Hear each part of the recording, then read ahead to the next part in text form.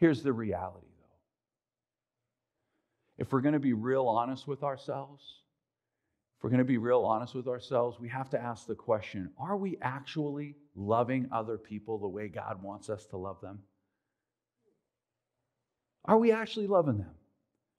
People who maybe act different than we do. Maybe they talk different, look different. Maybe they vote different. Maybe they're of a different sexual identity than you are, or political party, or religion. Maybe they smell funny. I don't know. But we got to ask ourselves that question.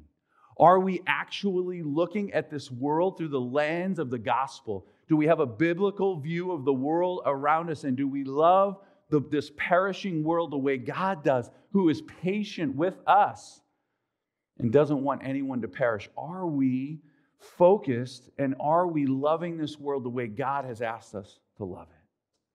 Because if I reflect on my own heart, and if you reflect on yours, we think about maybe those people who we aren't fond of, who we don't agree with, who maybe we just don't like, or maybe we even hate. We actually really don't care if they go to hell.